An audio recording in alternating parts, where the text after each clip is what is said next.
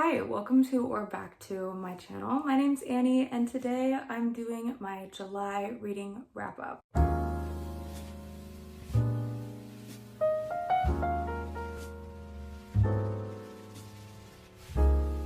If you haven't been watching my channel, I just moved to DC, hence why all my books are on the floor over there because my bookshelf hasn't been set up yet. But this is my new place. Oh my god, I have to show you guys. Yeah, look at my my lamp I got, not that one. Ugh. Look at that. Okay, that's a horrible angle. I'm gonna put in a better shot of it, but my mom got me this amazing lamp and I'm so happy about it.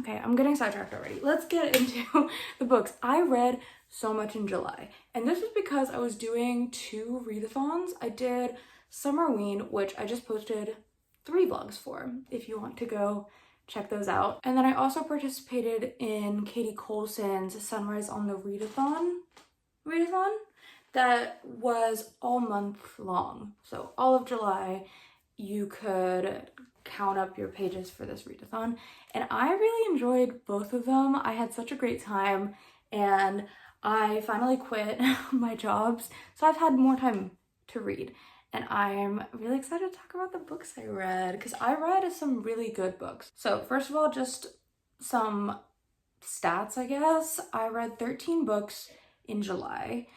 I read, let me see.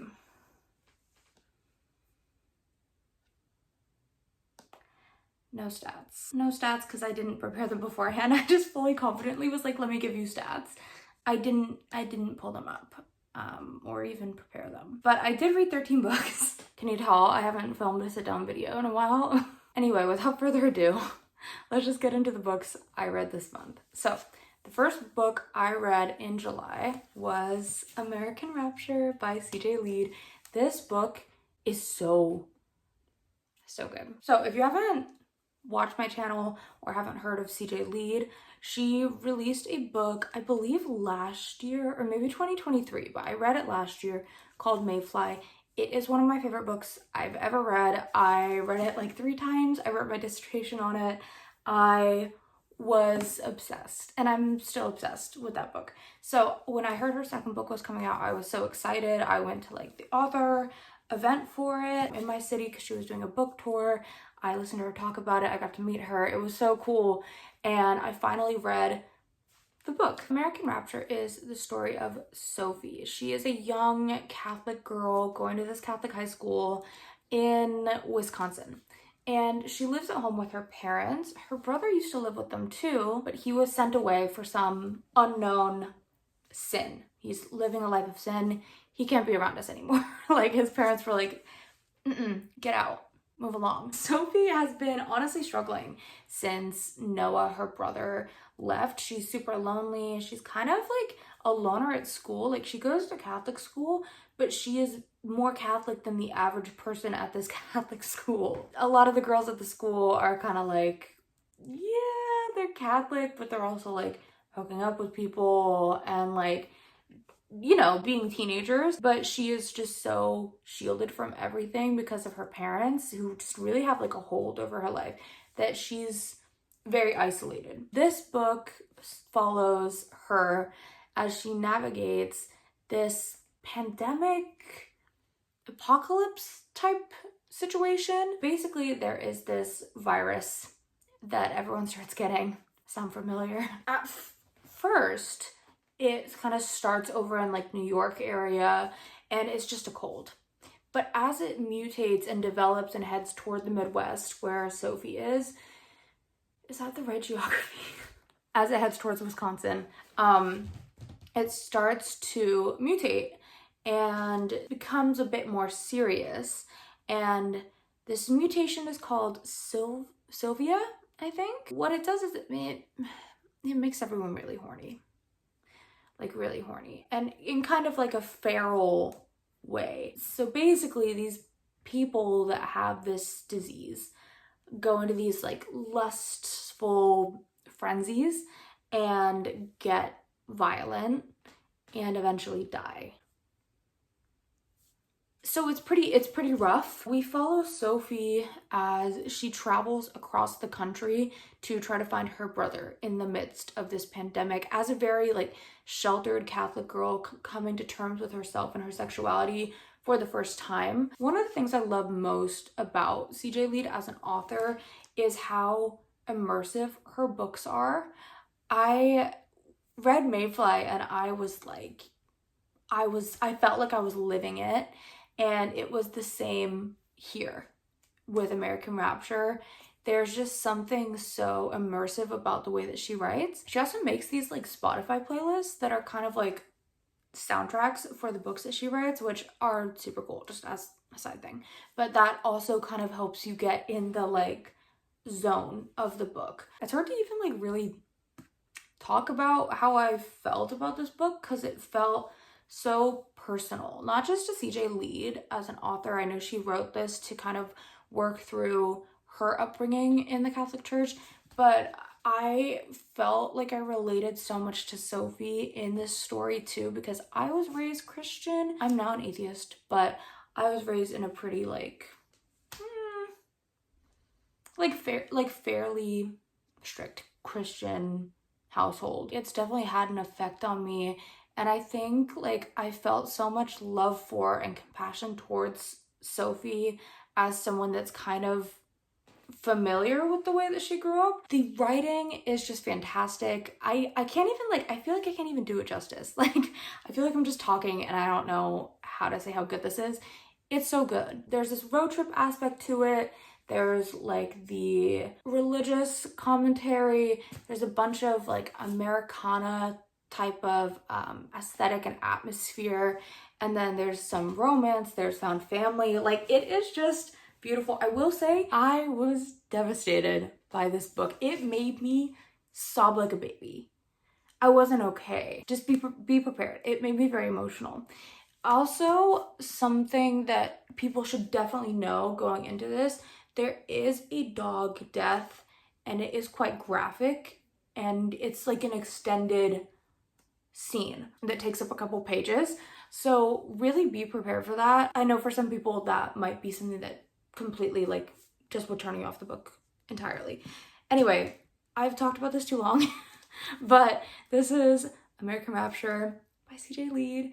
I loved it. I gave it 4.5 stars and I can't wait to read her next book. Oh, also, I don't think I said this, but I am gonna be kind of grouping these by readathon. So this American Rapture and the next few books I talk about will be for summerween.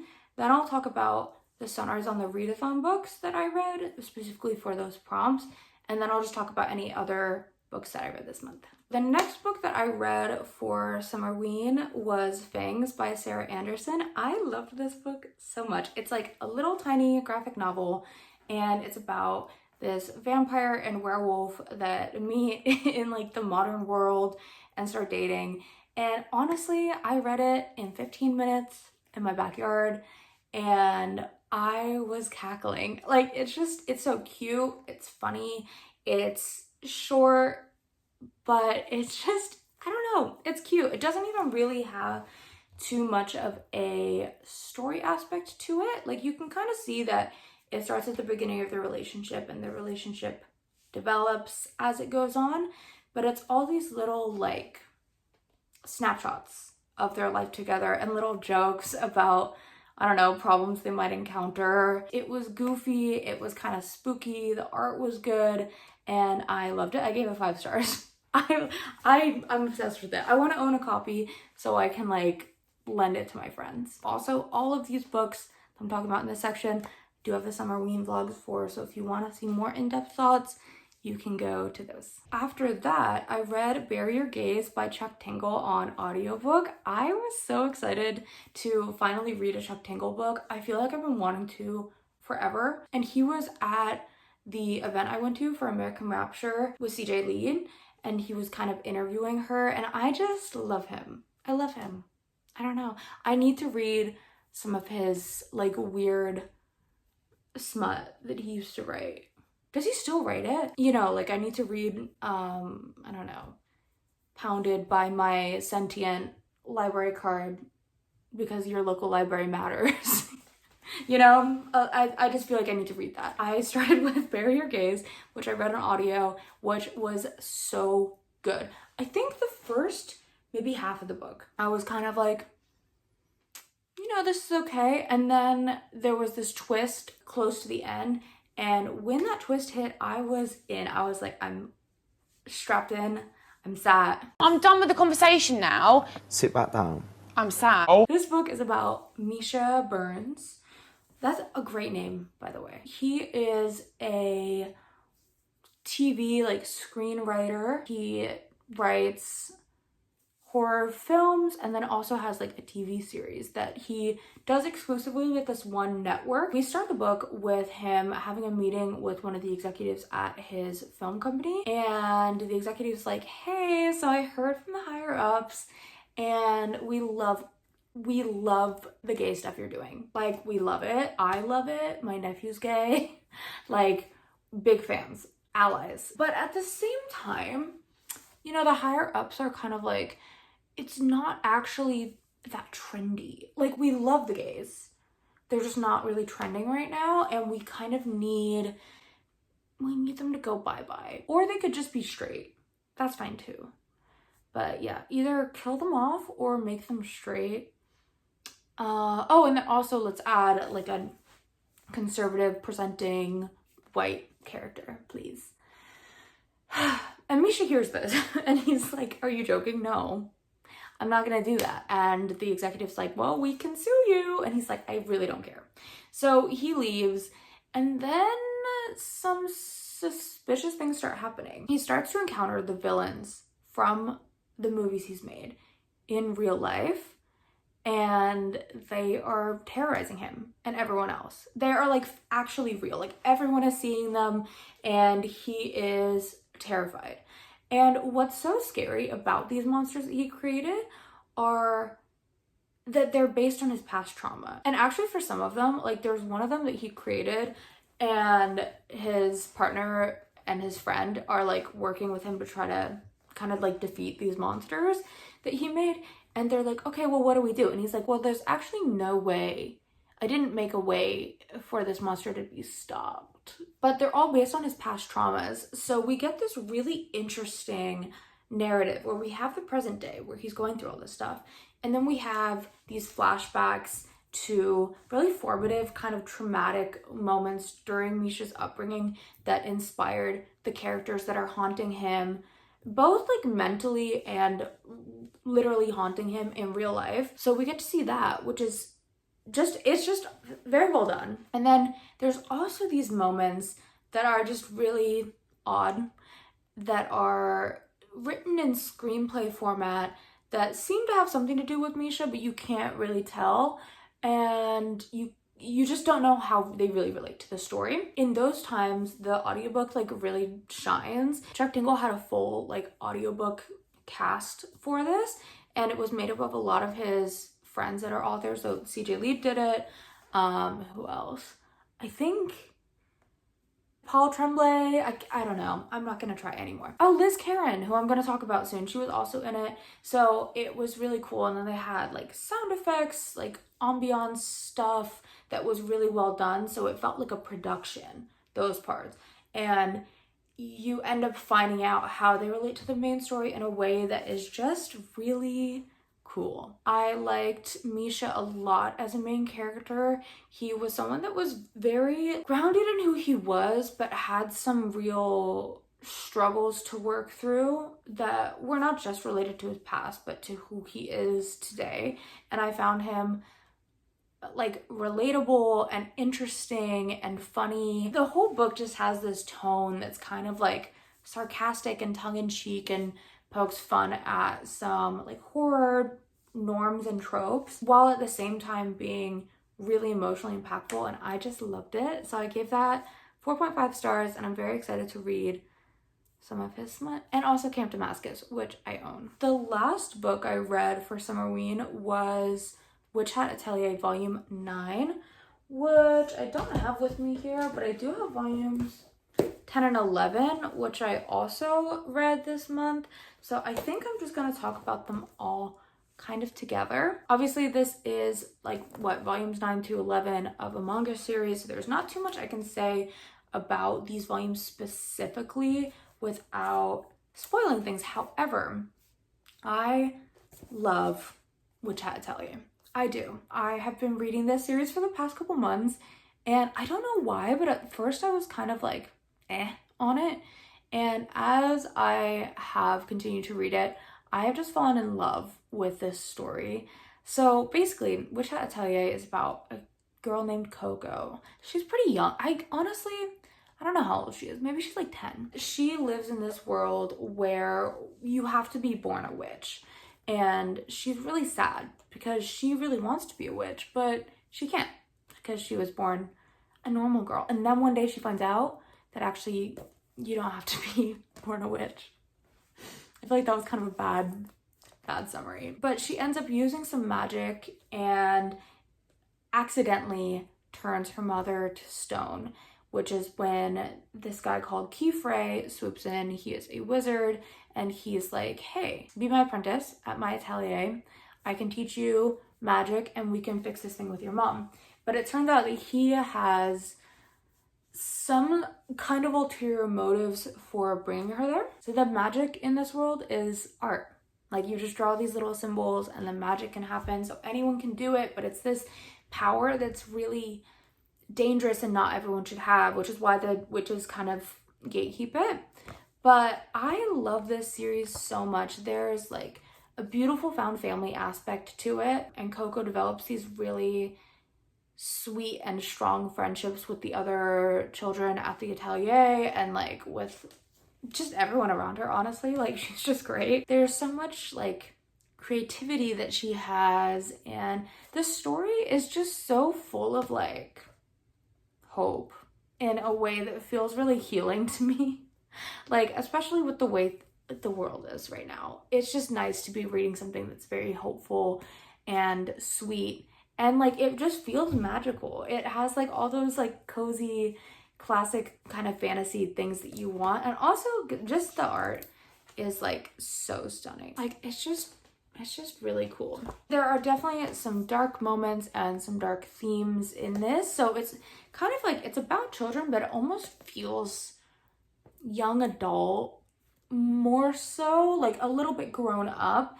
But I just love it, and I think I gave all the volumes I read this month 4.5 stars. I might have given one of them 4 stars, but I love this series. So those are the books that I read for Summerween.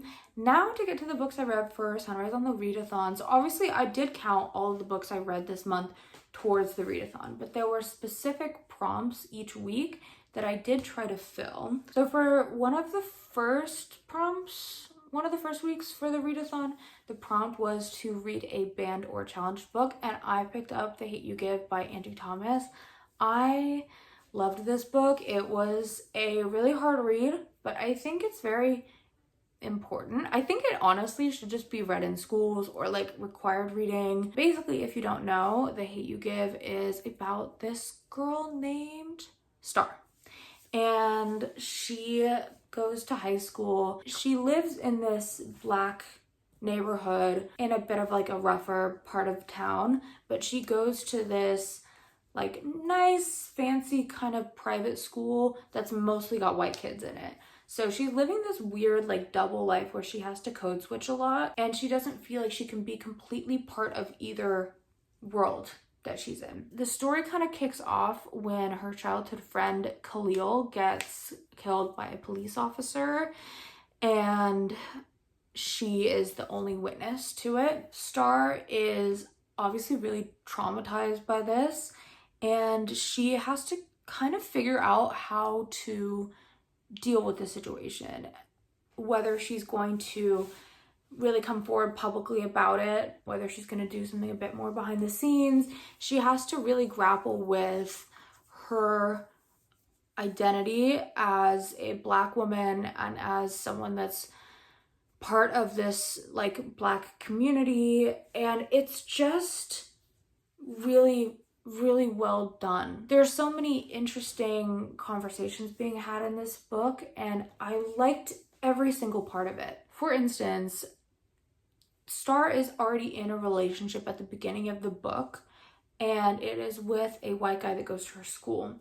And she's in that relationship with him the entire book. Angie Thomas like used that as an opportunity to have Star grow more as a character and have a conversation about mixed race couples, and to really give Star an opportunity to grow in this relationship, figure herself out, figure out how to be able to really be herself without feeling like she has to code switch when she's around her boyfriend. Like, it's just everything in the book had a purpose, and it was just all done really well. I also would highly recommend the audiobook. I listened to it on audio. It was fantastic.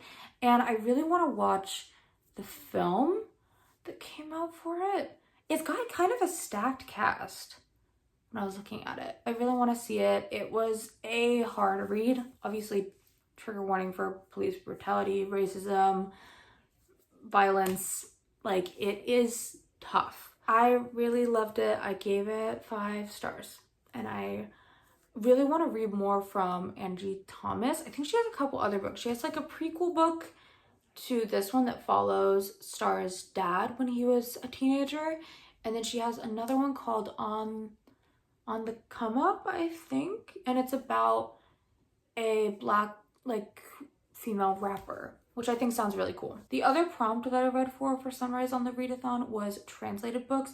So these 2 were actually part of that. So I did read Witch Hat Atelier for that. And then I have, do I want to talk about my DNF? I did DNF a book. I DNF'd Pink Slime by Fernanda Trias. I think that this is probably a great book. I wasn't really in the time, like in the frame of mind to read this. This book is about another pandemic, and there's like this algae in the water in this lakeside town in Spain. And this is translated from, I think, Uruguayan Spanish. The author is from Uruguay.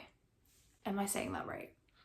I hope I'm saying that right. I'm sorry if not. So in this town where the main character lives, there's this big, is it the ocean? Okay, anyway, there's a big body of water, and there's this algae in there that is kind of turning red, and then there's this big wind that's coming off the ocean, and basically everyone is getting sick.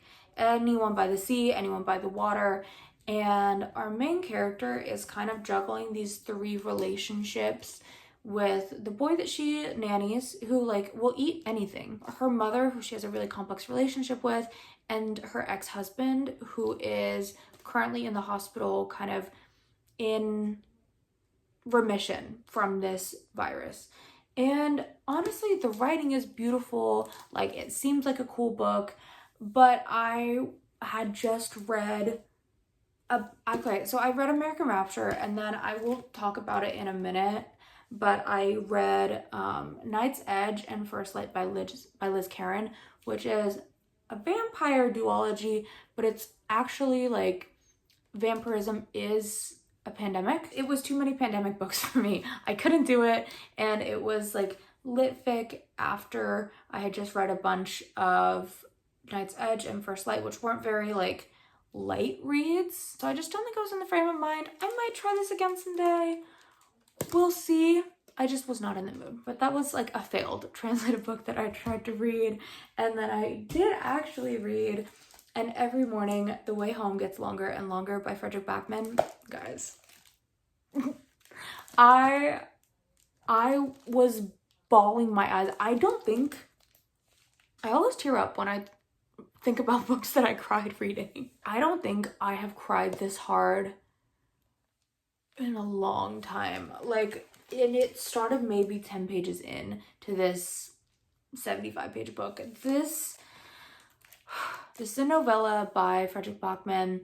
I don't want to say too much because it is so short and so baby. And I think, honestly, I went in not really knowing anything about it, and I think that's actually, it kind of packs this like emotional punch when you realize even like the setting of the book. But I guess I would just say trigger warning for like dementia. and Alzheimer's. I think it is Alzheimer's that the grandfather has in this book, but it is about this relationship between grandfather, his son, and his grandson, and it is just heartbreaking and really, really beautifully written, and it has like little illustrations in it. I think I read it in maybe an hour. It was actually hard for me to see because I was crying so hard. So it became a little bit difficult to read. It cleared out all of my sinuses and it was 5 stars. It was sad, but it was happy. It was bittersweet. I guess that's like the definition of it. Like how I would describe it. Words, hello. You know when you're watching a movie or something and you're just like, you're so happy. But okay, I give up. Anyway, next book. I loved it. The other book that I read for Sunrise on the Readathon was The Night Guest by Hildur Knutsdottir. I hope I'm saying that right. I loved this. I loved it. This is also a novella, I would say. I think it's like 200 pages, but a lot of the pages are literally one sentence. I read this on audio. It is translated from Icelandic, I believe.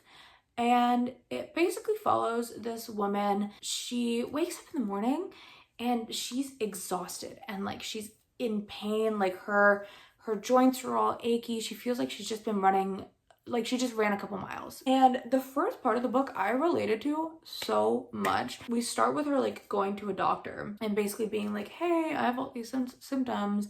Please like take me seriously. But the doctor does not take her seriously. She is like sobbing because she's like, I don't know what I have to do for a doctor to just look at me and like take all my issues seriously, take all my problems like into account holistically and believe me when I say that these are my symptoms and give me a solution.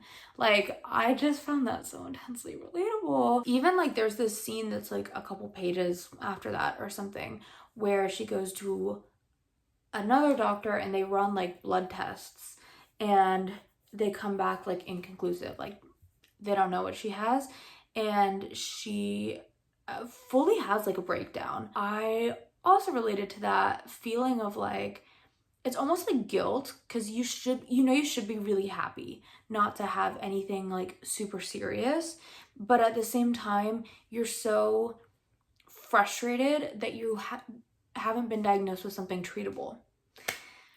It's literally like, as someone with chronic fatigue, chronic migraines, and like this echovirus thing that cannot be treated, it's the story of my life. I just really resonated with the character in those moments. The story takes a bit of a turn. It's like a horror book. It's about, I don't want to spoil it. I don't want to say a lot about it, but I thought it was really interesting. I think a lot of people might be a bit polarized by this book. The ending definitely leaves a lot up for interpretation, but that was part of what I loved so much about it. Once I finished reading it, I wanted to discuss it with everyone I knew and like ask them what they thought that the ending meant.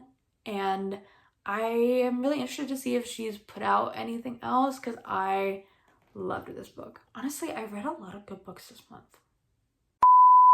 Hi, so it is a different day. My phone ran out of storage and I had to clear up a bunch of things and I didn't want to be all rushed going through the last couple books.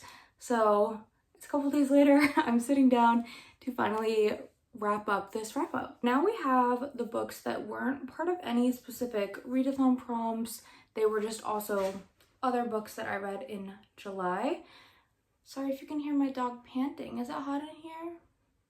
Anyway, the first book that I'm going to be talking about is The Will of the Many by James Islington. This is probably my favorite book I read so far this year. It is so good. I think I'm a little late to the game. I think most people have read this last year. I really wanted to get to it, but I didn't, and I have finally read it. It did take me It took me quite a bit. I think I started this in May and finished it July 5th or 6th, but I read it kind of stop and start across a long period of time because I was just working so much. I couldn't read it as much as I wanted to. However, when I did read it, I absolutely loved it.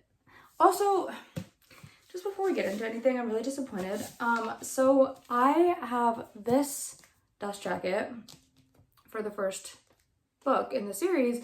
The next book is coming out this fall, and I was just looking it up, and it seems like this style of cover isn't going to be a thing anymore. There was another cover that they did for The Will of the Many, and it looks like they're just sticking with that style going forward, which is just kind of unfortunate because now what do? I want mine to match, but I don't know. I could just get another copy, but books are so expensive nowadays. It's hard to want to go buy another hardback of a book that, even a book that you love. Anyway, so The Will of the Many is the first book in a new fantasy series by James Islington, and it takes place in this Roman-inspired world. So we have, let me show you, the Catnian Republic. It's like this whole continent, and this is like this island that will be important to us later. But this whole area has been conquered by the Catnian Republic, which is really more of like an empire, and they've basically taken it all over. We follow Viz, who was the prince of a kingdom called Seuss. I think I'm saying that right, until the Catnian Empire invaded 3 years ago and killed his whole family and took over his kingdom. So he has been kind of on the run, undercover ever since. Viz is a fake name, and he's been trying to just run wherever the Catnian Empire has the least influence. So for a while it was, you know, cities where they hadn't invaded yet and hadn't really imposed their way of everything on the place yet. But eventually there's nowhere left for him to run. So when we meet him, he is in this town that has kind of been newly taken over by the Catnins, and he is living at an orphanage and working at a prison. But I wanted to quickly talk about the magic system and the society in the Catnian Empire because it's really interesting. So basically, they use will in this book, and your will is basically all of your mental and physical power. In this society, the people at the very top are on top of these will pyramids. So at the bottom of the pyramid, there's 8 people, and they each give up half of their will, their mental and physical strength, to the people above them. Let's say there's 4 people, although I can't remember if it really works this way, like the exact numbers. And then they give that will that they've accepted from the people below them and half of their will to the people above them, and so on and so forth. So the people at the top are just like super powerful, and the people at the bottom are exploited. Does that sound familiar? And people that have the most will are also in important positions in society. They're your government officials, they run the military, they run the religious order of the whole empire. So these people at the top are like super overpowered, and will is really interesting because you can do a lot of stuff with it. You can, for instance, imbue objects with your will to move things, like telekinesis kind of.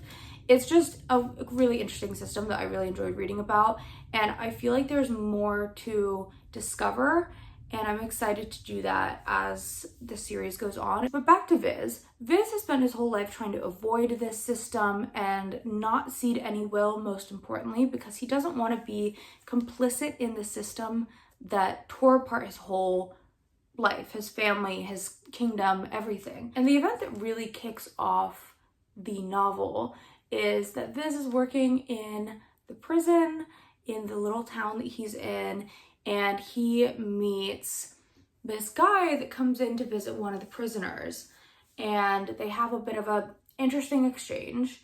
And then later that same guy shows up at his orphanage and decides to adopt him. It turns out that what he really wants is to take Viz and enroll him at this academy that's for all the elite children in this empire.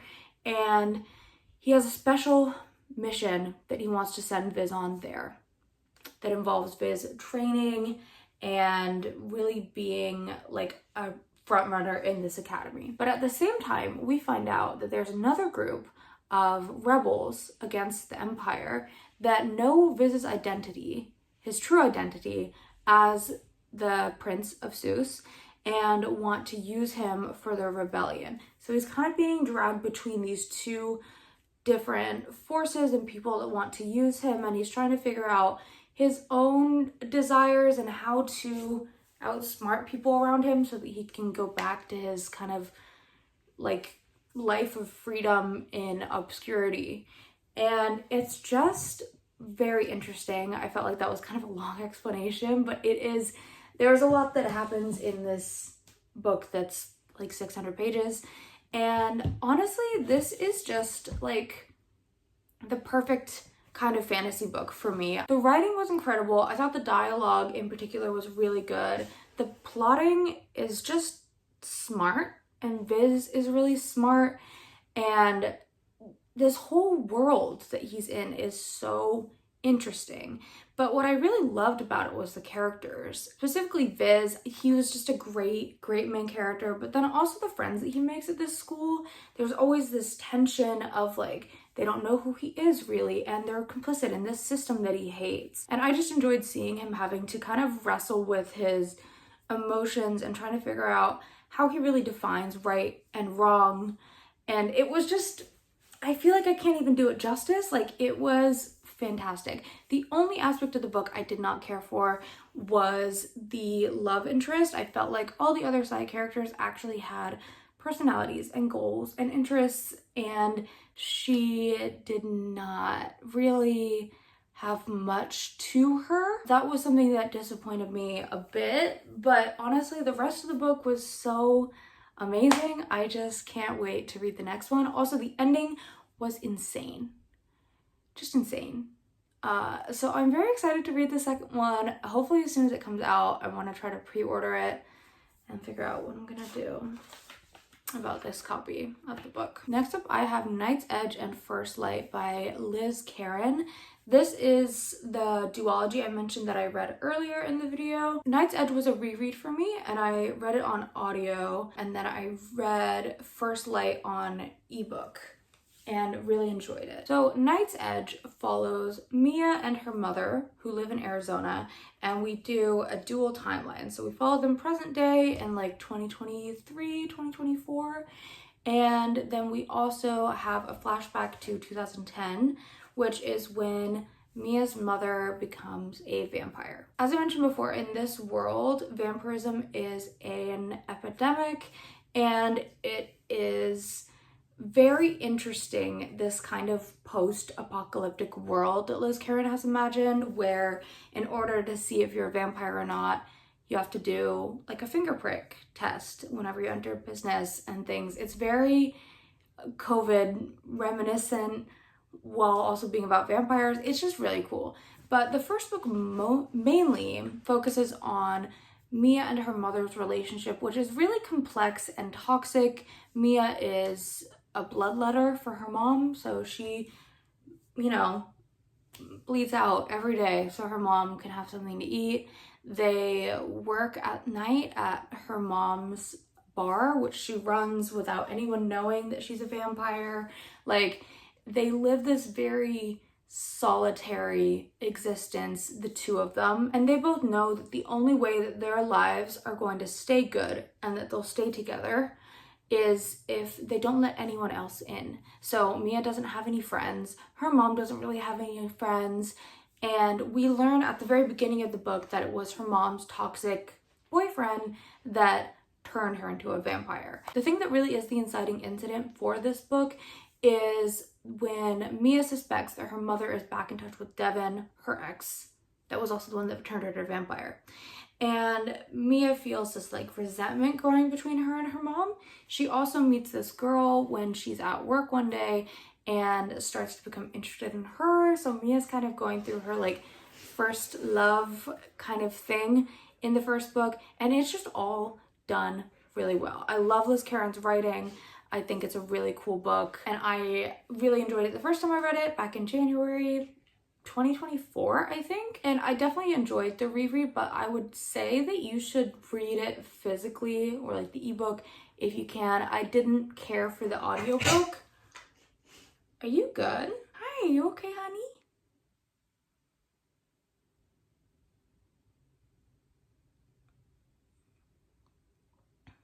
Stop staring at me. So that one was a reread. I think I gave it 4 stars on reread. I think my rating lowered just a bit, but it might have just been because of the audiobook. I just didn't really like it. But First Light blew me out of the water. Like, I don't want to say much about it plot-wise because it's the second book, but I thought it was so well done. I was a little bit worried going into it because I had seen an interview with Liz Karen where she said that she hadn't initially planned on writing any sort of sequel or continuation to Knight's Edge, but that it was something that her publishing team recommended to her to do, and then it ended up being something that she found really amazing and just really fulfilling. But I was skeptical because I was like, it just, I need to stop messing with my hair. I was skeptical because I thought, like, okay, if you didn't really feel like there was a need to write the story and now you're writing it for money, like, is it gonna be good? But I think I believe her because this book was so good. It was, I think, a 4.5 or 5 star for me. I can't remember exactly what I rated it, but honestly, it might be a 5. It follows Mia a couple months after the events of the first book, and then also kind of like a year from then. So we do get dual timelines again, and the way that it's plotted is so heartbreaking because of certain events, but it felt like this was a book that really benefited from the dual timeline. It wasn't just something that was used to kind of fill in gaps or do some world building for us like it was in the first book, which wasn't a bad thing, but it just, this time the dual narrative was used to make all the emotional beats of the book kind of hit harder, and I just loved it. It kind of, it was a lot, but it was really good, and I just love it so much. I think definitely reading it one after the other is like kind of the right way to go. You feel so immersed in the world, and I just can't wait to see what Liz Karen writes next. And finally, we have the last book that I read in July, and unfortunately, it's one I didn't like very much. I think it's probably my least favorite of the month, not counting my DNF, and that is I'm a Fan by Sheena Patel. I picked this up on audio. I was like, it's gonna be a quick read, and it was, but at what cost? It didn't feel like it went anywhere. Let me just tell you what it's about first. It is about a brown woman in the UK, similar to the author herself, who is in a relationship but also is having an affair with this married man he's also seeing someone else in addition to her and like his wife. So it's this big tangled kind of thing, and the main character refers to the married man that she's having the affair with as the man I want to be with, and then the other woman that's not his wife that he's seeing is the woman she's obsessed with. And we just get a lot of thoughts. The narrator talks about how she desperately like wants to be enough for this man that's rich and married and like out of reach and really emotionally unavailable and kind of a jerk, but how she feels like she's just kind of like killing herself to be what he wants her to be, and she feels like she has to compete with the white women that he's in relationships with. And there's lots of interesting conversations that happen about influencers and fame and like online notoriety, and how immigrants and minority groups can tell their stories, and how just fandom in general. And there were things that were really interesting about it and interesting about what the author was trying to say, but I think it just plot-wise didn't have much going on, which would have been okay, but I felt like it didn't, like, the character didn't change at all. I feel like I can't get any words out, but the character didn't go on any sort of journey or really develop much as far as I can tell throughout the book, and nothing really significant changes. So the whole book, you're kind of wondering if she's gonna make a change, and she's kind of wondering, like, am I really happy with how my life is going? And then we just don't find out what she does. I don't know. I think it would have been much better, or that I would have liked it better if I had read it physically. I think it would definitely benefit from that. I did like that Sheena Patel, the author, does narrate the audiobook, but I do think it's one of those that might be best if you just kind of sit down and let it like sit with you a bit. Unfortunately, I just didn't really like it. I gave it 3 stars, but it probably on hindsight is more of like a 2.5. Like, I only really finished it because it was so short and because I thought it was going somewhere. Sorry to end it on a bummer, but those are all the books I read in July. I read a lot this month, and I read a lot of good books this month, so I hope I can keep this going into August. Thank you all so much for watching. Let me know what your favorite and least favorite book of July was. Give this video a like if you liked it, and subscribe if you want to see more of me in the future. I'm aiming to post once a week going forward. As always, I love you. I hope you're having a great day, night, whatever time of day it is where you are, and I will see you in my next video. Bye.